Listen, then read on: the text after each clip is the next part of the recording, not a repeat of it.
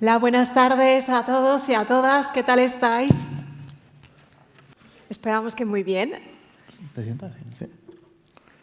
Pues, en primer lugar, agradecer de verdad a este maravilloso Festival de Talento, Sondersland, a todo el gran equipo de colaboradores y colaboradoras que estáis aquí reunidos el día de hoy, que nos tienen aquí presentes, que nos ha traído el día de hoy, a todos vosotros que estáis escuchándonos a través de todas las redes sociales, de todo Internet y, por supuesto, a vosotros que estáis aquí presentes. Y bueno, estamos encantadísimos. Qué gran privilegio de estar el día de hoy. Mi nombre es Georgiana Calvo y soy la directora general del Global Youth Leadership Forum.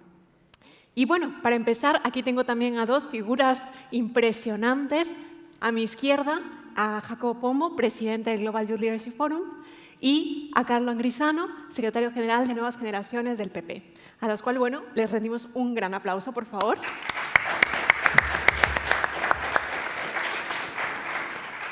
Y hemos denominado esta maravillosa mesa los retos de los líderes jóvenes tras el COVID-19, que ustedes saben que tenemos muchísimos. Y cómo no decirlo, ¿no? Desde el medio ambiente al desempleo, pasando, por supuesto, por todo el tema educativo, la evolución, la innovación y la transformación que debemos tener pues ya con nosotros desde este inicio de la pandemia hasta nuestros futuros hijos. Con lo cual, a mí me gustaría que por favor comenzáramos y que nos dieran una introducción de qué estáis haciendo dentro de vuestras organizaciones y cómo estáis manejando este tipo de retos. Y empecemos contigo, Jacobo. Pues muchas gracias, Gina. La verdad que es un auténtico privilegio volver a estar aquí en Sondersland. Quería agradecer a toda la organización, a Pablo y a todos los que estáis implicados en este festival, que es una auténtica referencia en la promoción del talento joven.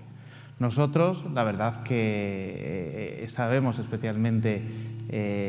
después de la pandemia la complejidad que tiene organizar este tipo de foros, el impacto que estáis teniendo a nivel global, así que felicitaros porque no es sencillo y es verdaderamente impresionante el trabajo que estáis realizando. Para mí también, no sé si se escucha bien o hay un poquito de zumbido, pero para mí también es un auténtico privilegio.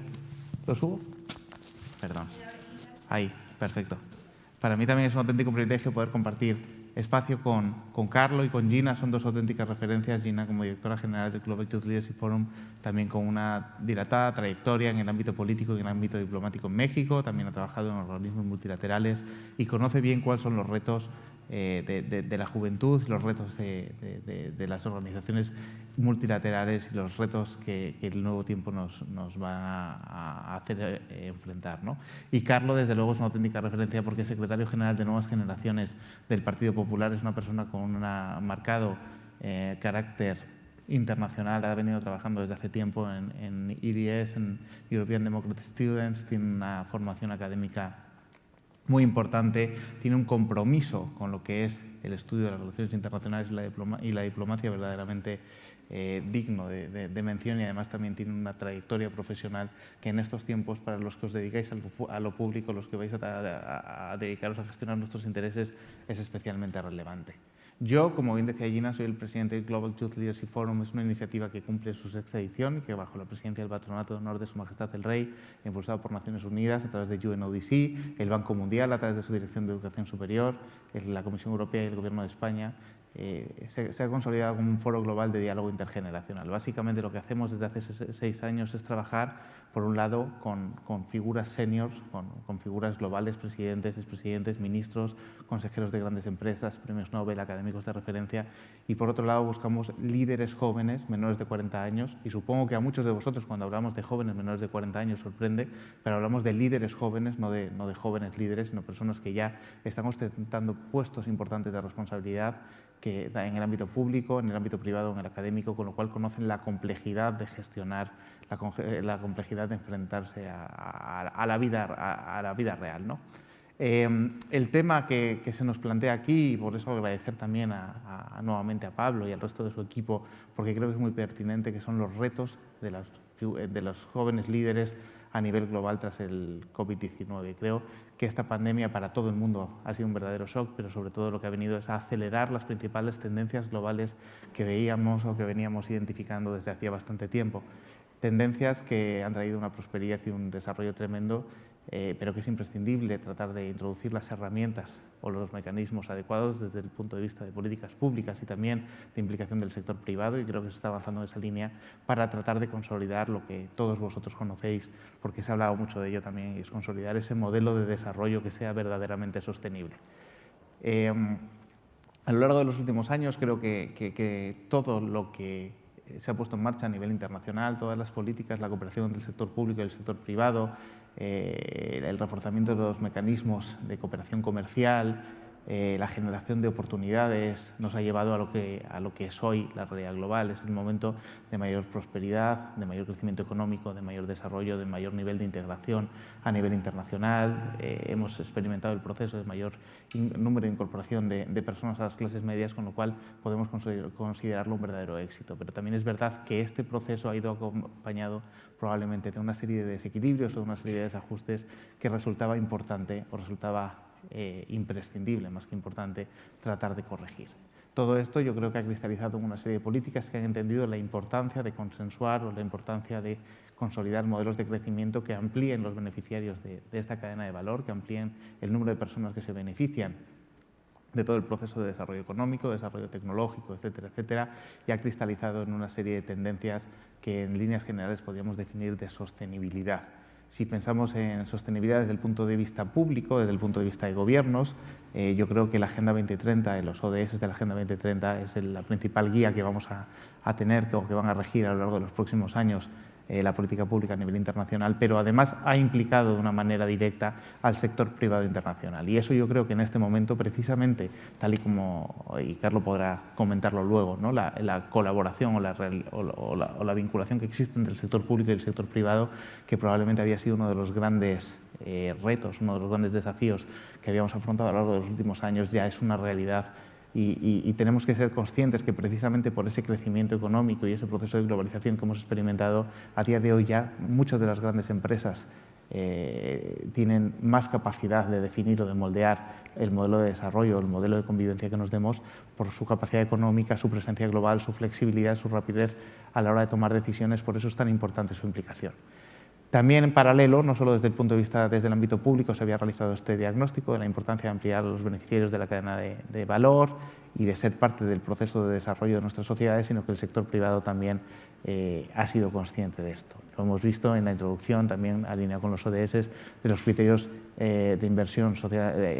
criterios ESG de inversión socialmente responsable, respetuosos con la cuestión social, medioambiental y de gobernanza corporativa, pero lo hemos visto también con otras iniciativas privadas desarrolladas por grandes patronales o como puede ser la iniciativa del Business Roundtable de Nueva York, que aglutina a las principales compañías en Estados Unidos, lo que supuso un cambio muy importante de lo que es el paradigma tradicional del capitalismo estadounidense, que estaba más orientado a la generación de valor para accionistas, y las principales compañías del país llegaron a la conclusión que resultaba imprescindible tratar de alinear los intereses de los accionistas con el del resto de los actores implicados en la generación de los modelos de desarrollo. Por lo tanto, ¿cuál creo yo que es el principal reto en un momento tan complicado como el que vivimos, donde la incertidumbre y el cambio, precisamente impulsado por la transformación y el desarrollo tecnológico, van a ser las claves? Pues para mí creo que resulta imprescindible tratar de articular estos modelos de cooperación público-privada en el cual la sostenibilidad, entender por sostenibilidad del sistema, sostenibilidad económica, sostenibilidad del mercado, sostenibilidad climática y medioambiental sean una realidad. En eso los políticos tienen un papel complicado a la hora de explicarlo, porque los desafíos y los retos, Carlos, y eso lo podrás comentar, cada vez son más complicados. Efectivamente, justo es lo que íbamos a preguntar ahora, porque el reto en la otra pata también son los gobiernos. Entonces, tú nos puedes comentar un poco a grandes rasgos, Carlos, qué es lo que estáis haciendo, cuáles son las demandas e implicaciones que están teniendo los jóvenes líderes en la actualidad sobre ello. Sí, por supuesto. Bueno, antes de nada quería agradecer a la organización, a Gina, a Jacobo por compartir este panel conmigo. Sobre todo quería agradeceros a vosotros que estáis aquí, que estáis en este foro dedicado al talento joven en un viernes por la tarde. Acabamos de ver el espectáculo de Martí, que me ha parecido un grandísimo ejemplo de talento joven. Y bueno, yo creo que, por desgracia, quizás nuestra generación ha tenido tendencia a implicarse un poquito menos en los asuntos públicos, en los asuntos políticos, que las anteriores. Yo tengo la gran suerte de haber sido acompañado a lo largo de todo este camino, que no siempre ha sido fácil. Vengo de Barcelona. Os podéis imaginar que con el partido que represento he tenido mis dificultades haciendo política joven en Barcelona. Y sin duda, como un joven político, como un representante político, probablemente en España de los pocos que vengan de la generación Z, estamos impactados doblemente, porque estamos impactados por la pandemia de la COVID-19, pero también seguimos todavía sufriendo las consecuencias de la crisis económica de 2018.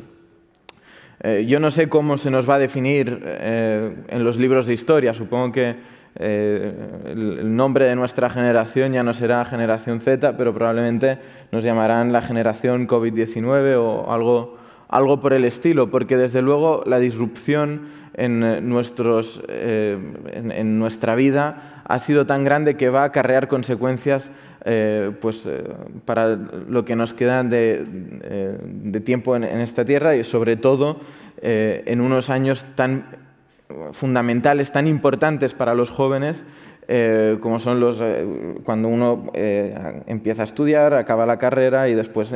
debería empezar a trabajar y debería incorporarse al mundo laboral. Esto, por desgracia, en España es cada vez más difícil para los jóvenes. Yo vengo justamente, como decía Jacobo, de haber presidido la organización estudiantil del Partido Popular Europeo. Vengo de haber pasado 2 años en Bruselas, donde pasé la pandemia, donde junto a mi equipo pues seguimos trabajando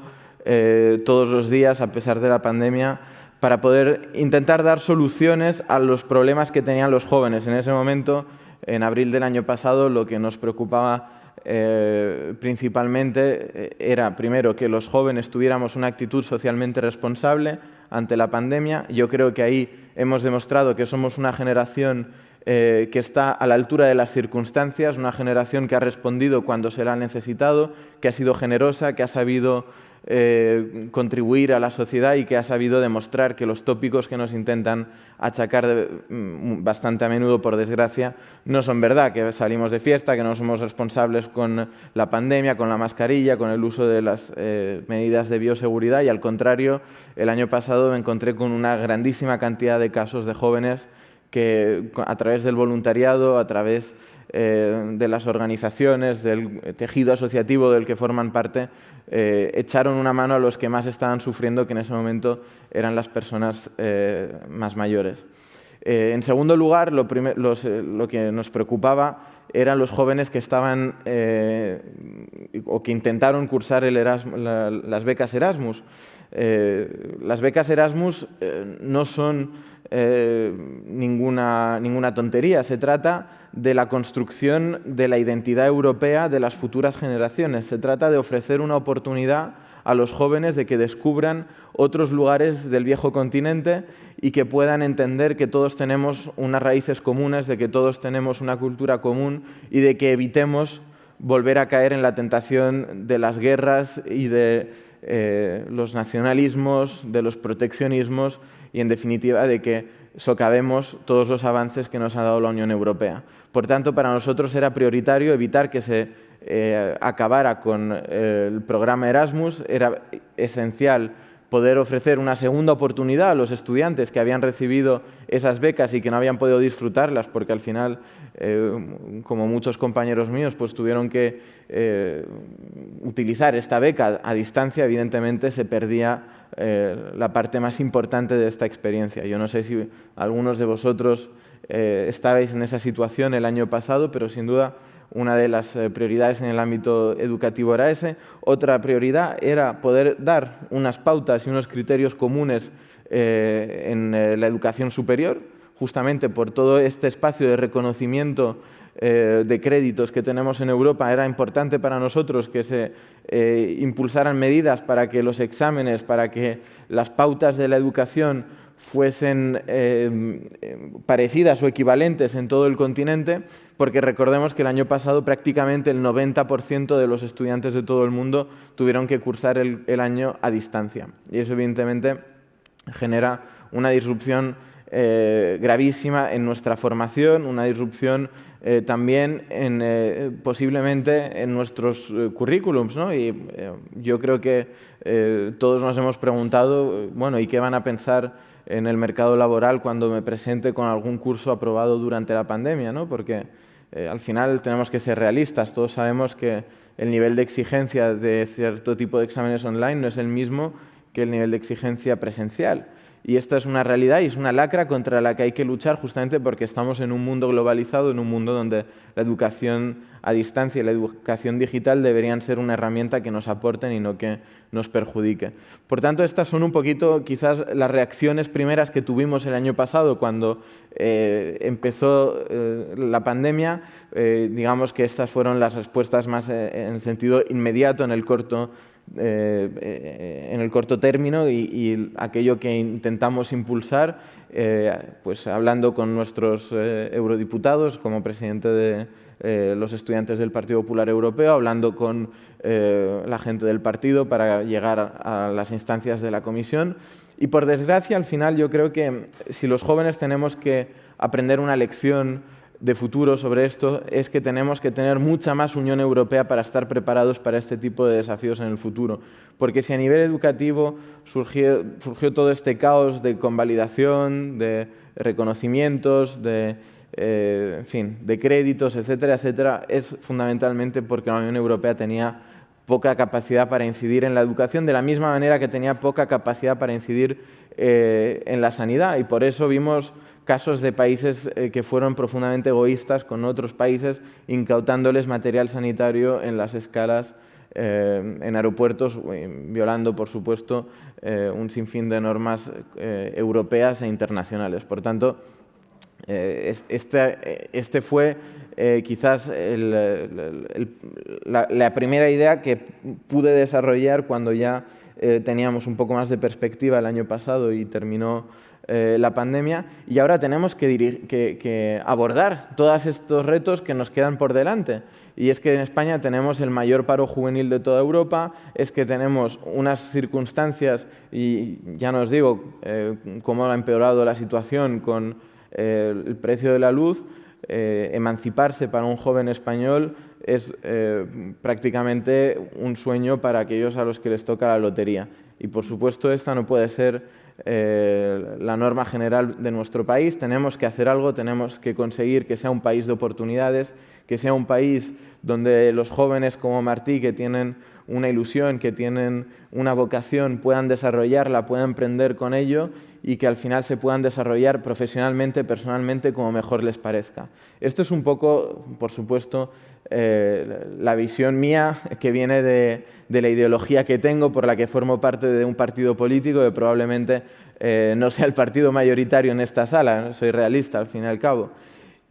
Por eso quería deciros también que otra grandísima misión, otra tarea que tenemos los jóvenes, y yo creo que nos hemos dado cuenta, la política española está cada vez más polarizada, está cada vez más enfrentada, estamos viviendo unas tensiones en el Parlamento, incluso en la calle.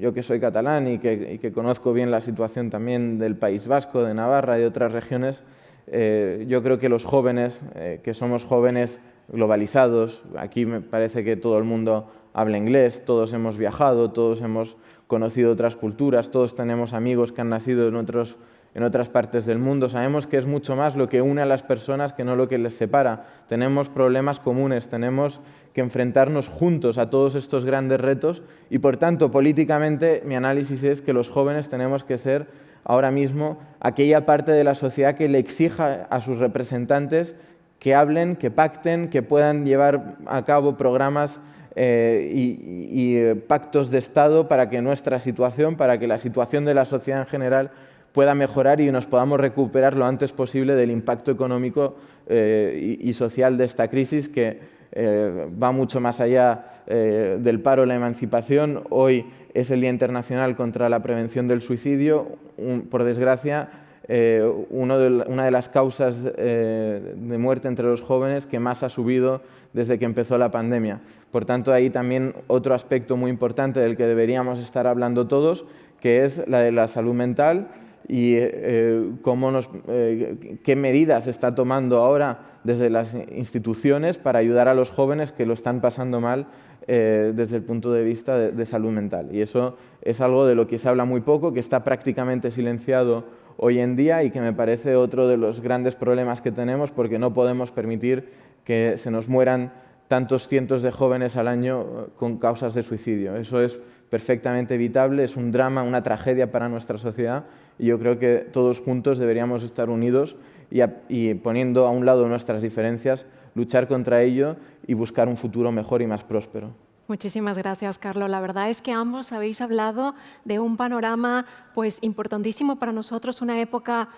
complicada que estamos viviendo los jóvenes, pero también una época de grandes retos, pero también que tenemos nosotros en nuestras manos el futuro de nuestros países, de nuestras regiones y del mundo entero. Entonces, está en nuestras manos dejarles a nuestros hijos lo mejor de este planeta. Y ambos habéis hablado también acerca de dos temas muy importantes, que es acerca de la innovación, la digitalización, que ha llegado pues, para quedarse en este mundo tan globalizado, como ambos también lo habéis mencionado en vuestras intervenciones. Con lo cual, a mí me gustaría que cerremos ya esta charla de 2-3 minutos cada uno, por favor, diciéndome qué pensáis también de esto, de la innovación y el desarrollo, que sé que es importantísimo, ¿no? El I+D+I, que tanto los países como pues todos estemos en esa línea, ¿no? De, por favor, hacer más inversión, más financiación a ello, ¿no? Porque precisamente lo hemos visto con las vacunas y cómo ha mejorado todo. Entonces, lo que quiero que comentéis es, ¿viene ya para deshumanizar a nuestra sociedad o para unirla más? Y más en esta época pues, que nos ha tocado vivir. Pues muchas gracias, Gina. Yo creo que es muy importante cuando abordamos este tipo de cuestiones que vamos a ver a nivel internacional es verlo con una perspectiva global, tratar de abstraernos de nuestra realidad y tratar de entender que estos fenómenos, más allá de los problemas o las cuestiones que tengamos cada uno en nuestros países, tú eres mexicana, nosotros somos españoles, tenemos un enfoque probablemente distinto, pero yo creo que si algo ha hecho la pandemia y tiene mucho que ver con esto que estamos comentando ahora respecto a tecnología y desarrollo científico, innovación, creatividad, es que las grandes tendencias globales, como decíamos antes, han venido para quedarse. La economía que va a regir el mundo en los próximos años decididamente es la economía del conocimiento. Por eso resulta tan importante, bien como decía Carlos, me encanta escuchar a dirigentes políticos jóvenes hablar sobre la reconstrucción de los grandes consensos y tratar de entender que los desafíos verdaderamente significativos que vamos a afrontar están fuera del ámbito nacional, del ámbito local, del ámbito regional, y tratar de entender que estas tendencias han venido para quedarse y tenemos que preparar a nuestras sociedades con esos grandes pactos, esos grandes consensos sobre los que hablaste, para responder con una política científica y tecnológica inteligente, de I+D inteligente, implicar al sector privado de una manera decisiva para tratar de ser competitivos, utilizar, y hablaba sobre la importancia de la Unión Europea, lo que va a suponer el Next Generation, que es una oportunidad histórica para modernizar todas esas capacidades y competencias y tratar de avanzar para ser competitivos desde el punto de vista económico, competitivos desde el punto de vista tecnológico, pero tratar de buscar la inclusión. Para eso es fundamental la formación, dar oportunidades a la gente, que los planes formativos tanto de colegios como de formación profesional y de universidades estén alineadas con las demandas o requerimientos del mercado y tratar de entender cuáles son, para anticiparnos a las grandes tendencias desde el punto de vista tecnológico, científico y de innovación. Creo que eso es lo que va a diferenciar los países, las personas y las empresas que tengan éxito en el futuro de las que desafortunadamente pues, tengan menor éxito. Y es muy importante la pata de la colaboración. Hablaba sobre las vacunas. Creo que en este mundo puede ser que esta salida de la crisis, esta aceleración de tendencias tecnológicas, si no lo cimentamos con grandes consensos también a nivel global y que los países entiendan la importancia de cooperar y de compartir ese conocimiento, puede ser sobre todo una salida o una crisis de desigualdad. Lo estamos viendo en estos momentos con el impacto que ha tenido, por ejemplo, en América Latina, la crisis del coronavirus, y venía siendo una tendencia que veníamos observando a lo largo de los últimos 5 o 10 años, como las tasas de crecimiento, sobre todo con la caída de la demanda de commodities por parte de China, y la falta de competitividad de la economía latinoamericana venía lastrándose. Por eso es muy importante la cooperación científica y tecnológica, transferencia de conocimiento, buenos planes formativos y dar oportunidades a la gente, cimentados sobre esos grandes consensos de los que has hablado y que ojalá que tú los puedas impulsar. Bueno, no podría estar más de acuerdo contigo, Jacobo, la verdad. todos estos temas son fundamentales, deberían ser una prioridad para nuestra generación. Y yo justamente quizás he pintado un escenario un poco catastrófico, ¿no? Porque estamos ahora hablando de los retos y sin duda los retos que tenemos delante nuestro nos hacen pensar que es difícil ser optimistas después de todo lo que ha ocurrido. Pero si tenemos una ventaja como generación es que somos una generación nativa digitalmente. Somos la primera generación digital nativa, somos la primera generación que tiene esta ventaja ya como punto de partida y que conocemos cómo funcionan todas estas herramientas y que vamos a tener la mayor capacidad de adaptación. Eso tiene que venir, por supuesto, acompañado de formación, tiene que venir acompañado de unos planes educativos que se adapten a las realidades y a las demandas del mercado, pero ahí tenemos una grandísima ventaja y es que somos capaces de adaptarnos rápido, es que conocemos cuáles son todas esas herramientas y estas herramientas son exactamente lo que han permitido que gran parte de nuestra economía se haya podido salvar y que ahora mismo podamos estar como estamos después apenas de 1 año y medio de la pandemia. Y al fin de cuentas, dentro de todas las dificultades, ya estamos recuperando poco a poco esa normalidad, evidentemente más despacio de lo que nos gustaría, pero muchísimo más rápido de lo que lo estaríamos haciendo si no tuviéramos todas estas tecnologías que nos permitieron mantener viva la economía durante el confinamiento o que, por contra, nos permitieron poder confinarnos y, por tanto, salvar la economía y no obligar a la gente a seguir trabajando, a seguir saliendo a la calle para salvar la economía y perder más vidas. Por tanto, tenemos que ver ahí el don que tenemos de estar en una era digital que nos permite trabajar a grandes distancias, que nos permite comunicarnos mucho más rápido y mucho más eficazmente que antes, que nos permite trabajar con gente que está en distintos puntos de la Tierra en el mismo día o simultáneamente, y todas estas ventajas las tenemos que ver como nuestra gran fortaleza generacional y las tenemos que utilizar en nuestro favor y en nuestro beneficio. Yo creo que justamente si algo hemos visto es que el talento joven hoy en día se enfoca muchísimo al sector digital, se enfoca muchísimo a sectores, por ejemplo en España, el sector de los videojuegos, que es puntero en Europa, pero por otro lado es cierto también que en Europa nos falta tener esa perspectiva de inversión, sobre todo inversión privada. No tenemos un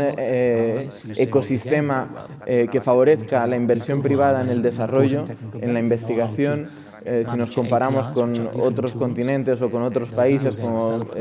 China, Israel o Estados Unidos, si bien estamos más o menos a la par en términos de inversión pública, la inversión en I+D+I del sector privado es muy deficiente, y no porque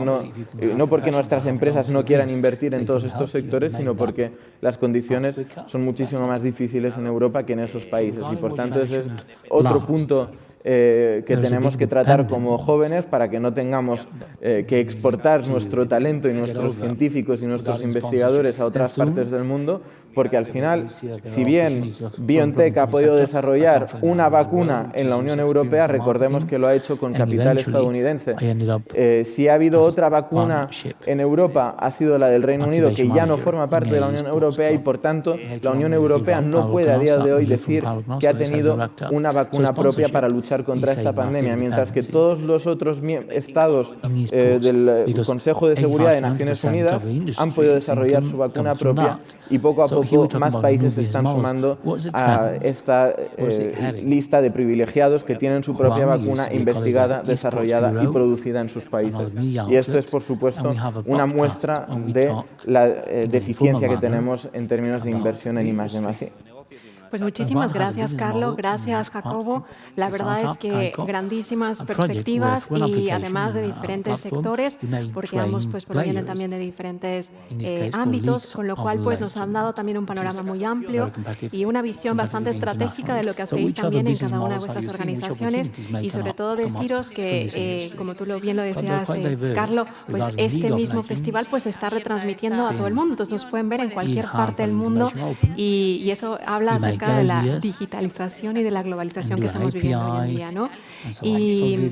pues nada, me resta más que agradeceros vuestra presencia, agradecer a todos los que han hecho posible este maravilloso Festival de Talento e invitaros a que seáis parte también del Global Youth Leadership Forum, que será del 26 de septiembre al 1 de octubre en la ciudad de Santander. Estáis cordialmente invitados a venir. Y gracias, Pablo, gracias, Alexander, Tomás, a todos que estáis detrás de esto. Y hasta la próxima. Muchas gracias. Some developers do not let you, they want to do it their way, so there are lots of hurdles you need to get ahead of.